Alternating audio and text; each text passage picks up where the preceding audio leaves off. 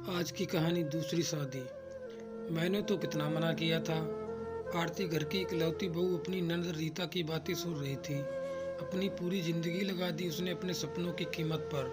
इतनी बड़ी कंपनी की बॉस एक पल में रिजाइन करके आ गई। ये सोचकर बहुत हो गई अब जॉब। अब शादी के बाद मुझे राहुल के घर को संभालना है। कोई कमी न रह जाए मुझे अपनी जिम्मेदारी निभाने में। रुपए पैसे की कोई कमी नहीं थी। किस्मत से सास भी बड़ी अच्छी मिली थी। बस ननद बार बार आकर उसके अमृत में जहल घोकर जाती थी। राहुल ने भी कभी कोई गिला नहीं किया, पर कमी थी उसमें, इस बात से नकारा भी नहीं सकते। पर इसका मतलब ये तो नहीं कि बच्चा नहीं हो रहा तो उसकी गृहस्थी बर्बाद कर दो। लाड़ों में पली आरती अपने माँ बाप को छोड़कर आई इस दिन के लिए कि एक दिन किसी कमी की वजह से घर से निकाल दी जाए। वो टूट कर रह गई। उसे उम्मीद नहीं थी कि एक दिन सजे पति की शादी की बात उसके सामने की जाएगी। दुर्गा देवी चुप थी, कोई जवाब नहीं दिया उन्होंने। बस वो रीता की बातें सुनती रहीं। थोड़ी देर में आरती को आवाज़ लगाई। जी माँ जी, वो बड़े बुझे मन से आई। बेटा, दीदी के लिए चाय बना दो। उसने हामी में हाँ कर दी, पर अब मन में कौतूहल होने लगा था। खुद के लिए शर्मिंदगी होने लगी थी। ये एहसास होने लगा था कि मेरी वजह से इस घर का वंश खत्म हो जाएगा। अब ये तिल तिल खुद को सजा देने जैसा था। जब भी राहुल किसी बच्चे को देखते तो उस पर दिलो जान लुटाता। खुद की बहन के बच्चों के लिए ना जाने क्या क्या करता। कभी ना कभी तो मुंह से निकल ही जाता कि काश मेरा भी। ये सुनकर आरती के दिल के टुकड़े टुकड़े हो जाते। कुछ दिन बाद आरती और राहुल की मैरिज एनिवर्सरी थी, पर इस बार उसने मनाने से मना कर दिया था। उसका मन नहीं था, पर राहुल नहीं माना। वो रात को केक ले ही आया। मुझे आज कुछ चाहिए, आरती ने अचानक कहा। शादी की ये पहली सालगिरह थी जब आरती ने कुछ मांगा था। तुम दूसरी शादी कर लो राहुल। ये बात सुनकर राहुल के हाथ में जो केक का टुकड़ा था वो नीचे गिर गया। सामने सास थी, पर वो हमेशा की तरह खामोश थी। तुम पागल हो गई हो क्या? कोई भला ऐसा गिफ्ट मांगता है? मैं जानती हूँ आप मुझसे बहुत प्यार करते हो। मैं भी, कोई संदेह नहीं इस बात में। पर पूरी उम्र तुम बिना पिता का सुख लिए निकाल दो, ये मेरे लिए बड़ी सजा के जैसा होगा। मैं ये आत्मग्लानि लेकर जी नहीं पाऊंगी। मैं वादा करती हूँ, मैं तुम्हें छोड़कर कहीं नहीं जाऊंगी। पर दुनिया की नज़रों में तलाक होगा, हमारी नज़रों में नहीं। तुम शादी कर लो, एक नन्हा सा मेहमान हमारी ज़िंदगी में खुशियाँ भर देगा। मैं भी माँ का सुख भोग पाऊंगी। बहुत मिन्नतों के बाद राहुल ने हाँ कर दी। थोड़े दिनों में राहुल की शादी नीता से हो गई। शुरू शुरू में तो सब कुछ बिल्कुल ठीक था। वो खुश थी। उसके सामने सारी कंडीशन पहले ही बता दी गई थी, तो उसे कोई परेशानी नहीं थी। और भगवान की दया से वो 1 साल के अंदर माँ भी बन गई। एक प्यारे से बेटे को जन्म दिया। उसके चेहरे पे जैसे खुशी की लहर दौड़ गई। पूरा दिन गर्व की आवाज़ से घर में महकता। पर अब राहुल आरती को नज़रअंदाज करने लगा था। वो सारा दिन एक आया की जैसे गर्भ को पालती और नीता राहुल के साथ मजे करती। एक दिन गर्भ ने नीता को कुछ गलत कह दिया, जिसका सारा इल्ज़ाम आरती को सुनना पड़ा। आरती को बहुत बुरा लगा। क्या पट्टी पढ़ा रही हो मेरे बेटे को दीदी? बस बहुत हो गया। दाना पानी इनका इस घर में। अब आप अपने मायके का रुख करो। ये बात जितनी कड़वी थी उतनी ही आसानी से नीता के मुंह से निकाल गई। पर राहुल और उसकी माँ ने एक शब्द आरती के लिए नहीं बोला।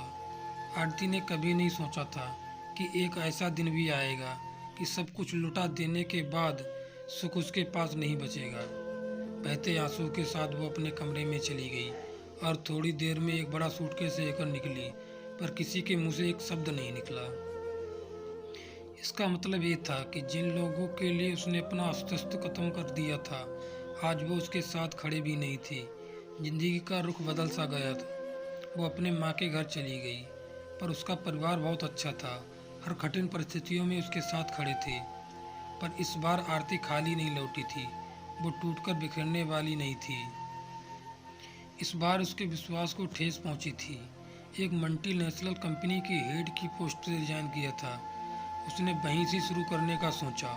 सुचित्रा जी चाय बना रही थी, तभी आरती अपने कमरे से बाहर आई।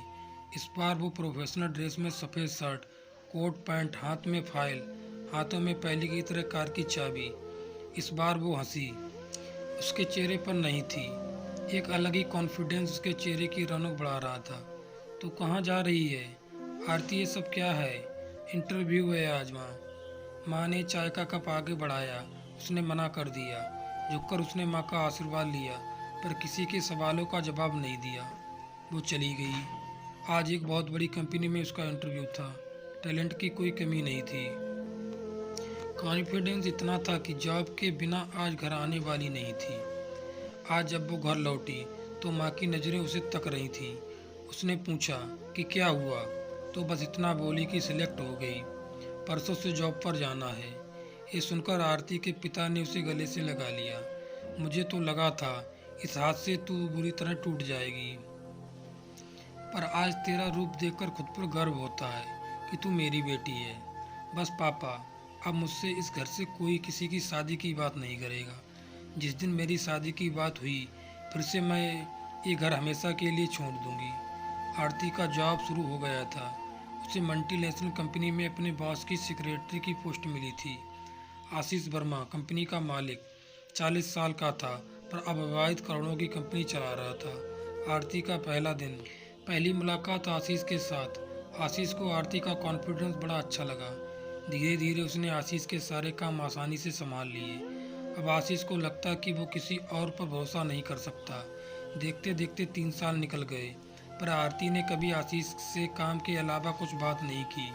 "आरती, तुमने सारी तैयारी कर ली? कल की फ्लाइट है। लंदन में हमारे ब्रांड की पहली कंपनी ओपन होने जा रही है।"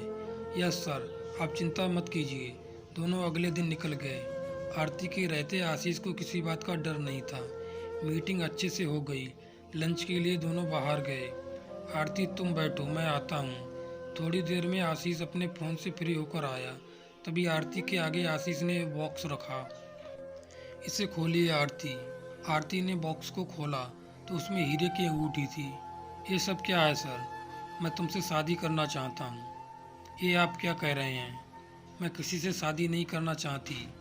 देखिए, मैं नहीं पूछना चाहता कि तुम्हारी बीती ज़िंदगी के बारे में, पर मैं अपनी ज़िंदगी तुम्हारे साथ बिताना चाहता हूँ। सॉरी सर, मैं आपसे कुछ छुपाना नहीं चाहती। मैं कभी माँ नहीं बन सकती। मेरे साथ ज़िंदगी बर्बाद करने से अच्छा है आप किसी अच्छी लड़की से शादी करके पिता का सुख अनुभव करें।"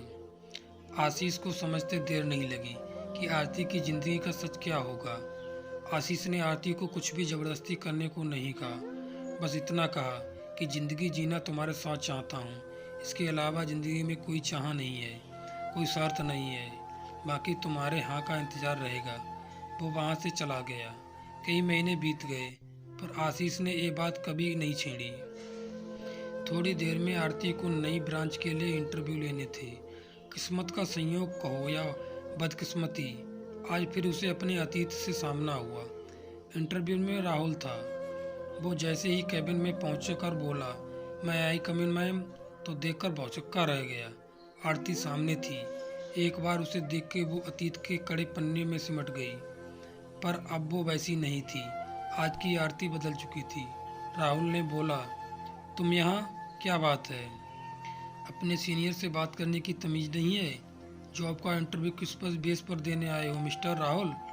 राहुल सकपका गया, सॉरी बोलकर सामने सीट पर बैठ गया। आरती ने इंटरव्यू लिया और उसे नई ब्रांच के लिए सिलेक्ट कर लिया गया, पर आरती का साथ ना देखकर उसने बड़ी गलती कर दी। वक्त निकल गया, पर अब आरती के मन में अब आशीष के लिए बहुत कुछ होने लगा था, पर अपने जज्बातों पर उसने काबू रखा। एक दिन जब वो घर पहुंची तो घर पर आशीष की माँ को बैठा देखकर भौचक्की रह गई। उसे उम्मीद नहीं थी ऐसा कुछ होगा। "आओ बेटा, ये आपके बॉस की माँ हैं। यहाँ तुम्हारे और आशीष जी के लिए हाथ।" तभी आरती ने माफ़ी मांगते हुए कहा, "माफ़ कीजिए माँ जी, ये नहीं हो पाएगा। मैं सच किसी से छुपाना नहीं चाहती।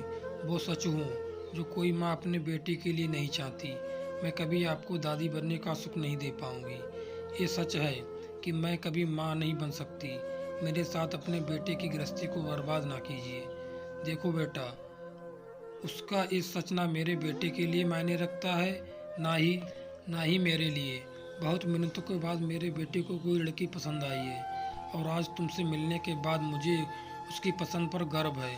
तुम मेरे बेटे की दुल्हन बनकर आओ, इससे ज़्यादा मुझे कुछ नहीं चाहिए। ये वही अंगूठी है जो तुम्हें पहनने से मना कर दिया था। आज फिर मैं अंगूठी लाई हूँ। आज दिल से चाहती हूँ कि तुम इसे स्वीकार करो। आरती की आंखों में आंसू थे। ये अंगूठी मुझे दे दीजिए।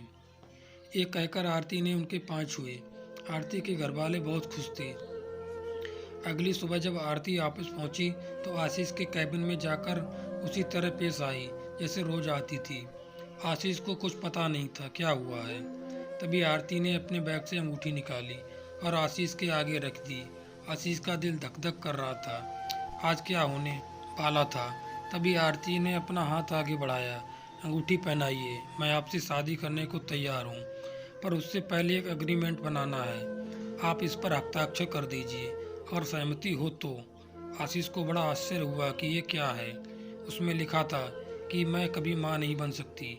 इस कमी के रहते अगर भविष्य में मुझसे रिश्ता टूटने की बात हुई तो इसके लिए आशीष जिम्मेदार होंगे। और भी बहुत कुछ था जिसे पढ़ते वक्त आशीष की आंखें भर आईं। तुम्हें मुझ पर विश्वास नहीं है आरती? माफ़ कीजिए, अब तो मुझे खुद के लिए पर भी विश्वास नहीं है। मैं प्रैक्टिकल हूँ और ज़िंदगी के वादों के हिसाब से नहीं जी जाती। आशीष ने बिना कुछ कहे हस्ताक्षर कर दिए। कुछ दिन में दोनों की शादी हो गई। यहाँ भी आरती कभी अपनी जिम्मेदारी से पीछे नहीं हटती। इस बात पर वो सिर्फ घर पर नहीं अपनी प्रोफेशनल लाइफ से भी जुड़ी रही। यही उसका वजूद था। कुछ साल बीते हंसी खुशी। एक दिन ऑफिस में काम करते वो बेहोश हो गई।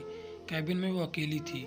थोड़ी देर पहले ही उसने दरवाजे पर डिस्टर्ब नहीं करने का कार्ड लगाया था। आशीष भी अपने काम में व्यस्त था। बहुत देर तक उसके कैबिन का रुख किसी ने नहीं लिया।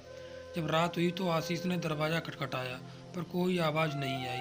तब गेट को धक्का देकर देखा तो आरती नीचे फर्श पर बेहोश पड़ी थी। आशीष ने तुरंत अस्पताल पहुंचाया। वो बेहोश थी। थोड़ी देर बाद उसे होश आया। कुछ टेस्ट कराए तो पता चला कि वो मां बनने वाली है। ये सुनकर आशीष को यकीन नहीं हुआ। आरती ने और घरवालों ने जब सुना तो कोई भी इस बात पर यकीन नहीं कर पा रहा था। टाइप डॉक्टर ने कहा आपकी ओवरी में ब्लॉकेज था, जिसकी वजह से आप मां नहीं बन पा रही थी। इसे चमत्कार कहिए या किस्मत, ऐसा बहुत कम होता है, लगभग नहीं के बराबर। भगवान ने खुशी आपकी किस्मत में लिखी थी। आंखों से बहते बहते झरझर आंसू भगवान को धन्यवाद दे रहे थे। किस्मत की बात थी। आरती की जिंदगी में एक कमी भी पूरी हो गई थी, एक नए जीवन की शुरुआत के लिए। धन्यवाद। आपको कहानी पसंद आई होगी, कमेंट करके ज़रूर बताएं। चैनल को लाइक और सब्सक्राइब करें।